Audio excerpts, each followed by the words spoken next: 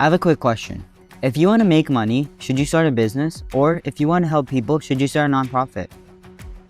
Here's the thing that blew my mind. Some of the most impactful organizations in the world are businesses, and some of the most profitable ventures started as nonprofits. So how do you actually decide which path is right for your idea? Welcome back to Young Founders. I'm Swarch Chanda, your founder and host. And if you've been following along, you should now have a validated business idea that people actually want to pay for. But now comes to a decision that's going to shape everything about how you build this thing. Should you structure it as a traditional business or as a nonprofit? This isn't just about taxes and paperwork. It affects how you raise money, how you measure success, who you can hire, and what your day-to-day life will look like as a founder. Let's start by destroying the myth that drives me absolutely crazy. The idea that you have to choose between making money and making impact. People act like businesses are greedy and nonprofits are noble. That's complete nonsense. There are companies that have done more for climate change than most environmental nonprofits. They didn't save the world by being a charity. They build things that people actually want to buy and will bring a positive impact to the environment. On the flip side, nonprofits, they operate like massive logistics companies. They have supply chains, inventory management, marketing campaigns, and revenue targets leading to less charity work. Here's what I've learned. Both structures can create a massive impact. Both can generate significant money. Both require business skills, strategic thinking, and operational excellence. The question isn't, do I want to help people or make money? The question is, which structure will best serve my mission and the people I want to help? So let me give you a framework for making this decision based on your specific situation and goals. Let's dive straight in. I call this the impact framework. 6 questions that'll tell you whether your idea is better as a business or a nonprofit. Let's start with I. I is for income source. Where will your money come from? If the people you're helping can pay for your solution, businesses probably make sense. If they can't pay, but other people will pay or fund the impact, nonprofit might be better. For example, a tutoring service. Students and parents can pay directly, so business models will work. But another example is free meals for homeless individuals. They can't pay, but donors will fund the impact. That's why the nonprofit model works. Next, M. M is for mission alignment. How do you want to measure your success? Revenue and growth, or social outcomes and community impact? This matters because it affects every decision you make. In a business, you might raise prices to increase profit margins, or in a nonprofit, you might keep prices low to serve more people. Next, P is for public trust. Does your mission require people to trust that you're not just in it for the money? Sometimes the nonprofit structure itself is part of your value proposition. People donate to food banks partly because they're nonprofits. They might not trust a for-profit company to distribute food fairly. Next, A is for autonomy. How much control do you want over decisions? Businesses give founders more autonomy. You can pivot quickly, change strategies, even sell the company. Nonprofits typically have board of directors that provide oversight and require transparency. This makes it harder to do things. Next, C is for capital needs. How will you fund growth? Businesses can take on investors, issue stock, or reinvent profits. Nonprofits rely on grants, donations, and fundraising events. Finally, T is for tax implications. This one's pretty obvious. Nonprofits don't pay income taxes, but they also can't distribute profits to founders. Businesses pay taxes, but founders can build personal wealth. Okay, now, let me walk you through some real examples to show how this framework works in real practice. Let's start with the first example. The college prep business. Maria noticed that students at her school needed help with college applications, but the guidance counselors were overwhelmed. Impact analysis. Let's start with the income. Families can afford to pay for college prep help.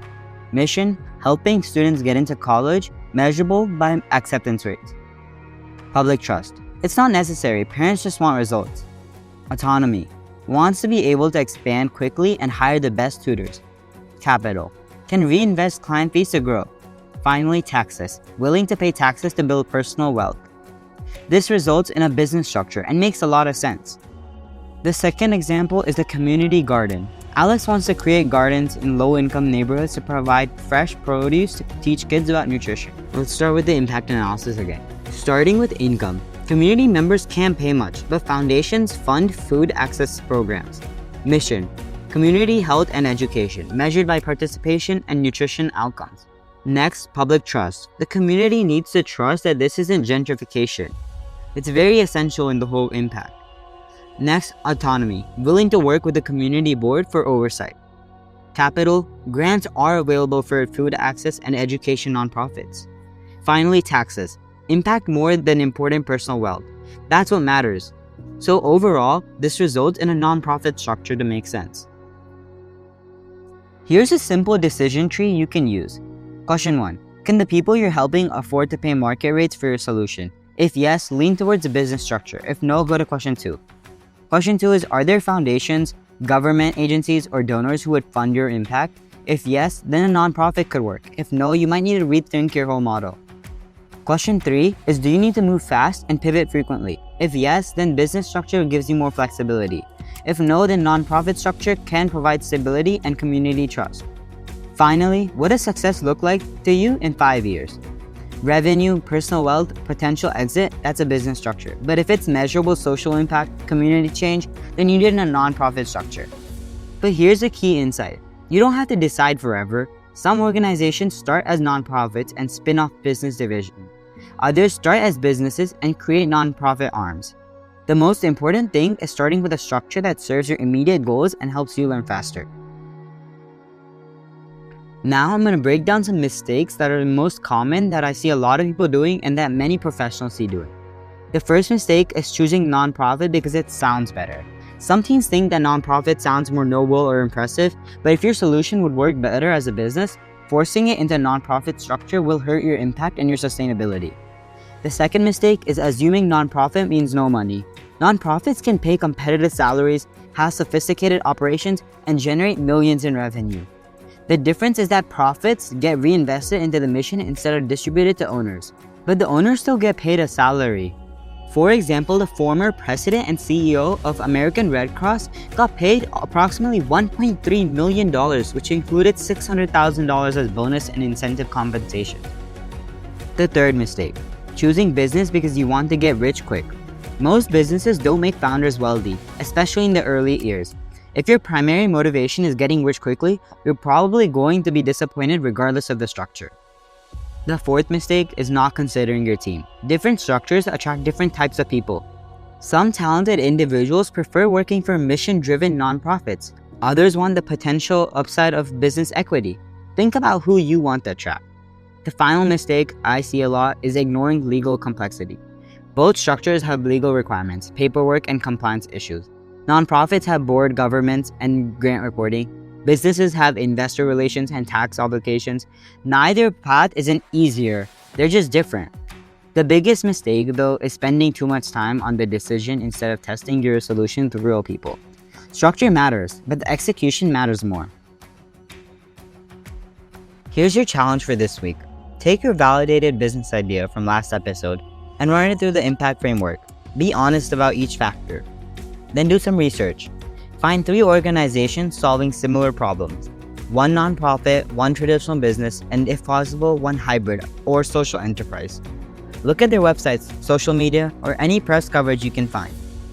Ask yourself, which approach seems to be creating the most impact? Which seems most sustainable? And finally, which approach excites you more?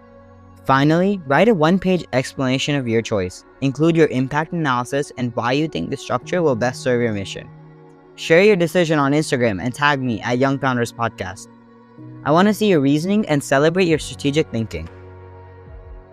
Here's some tools that will help you.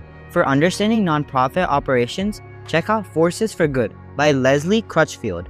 For business structures, The Lean Startup by Eric Ries covers sustainable business models. Legal considerations, Nolo.com has great plain English explanations of both structures. If you're considering the nonprofit path, take a look into your state's nonprofit association. They usually offer workshops for new founders. For hybrid approaches, research Benefit Corporation, B Corp, certification, and social enterprise models. Finally, remember, this decision isn't permanent, and both structures can create amazing impact. Choose based on what serves your mission best right now.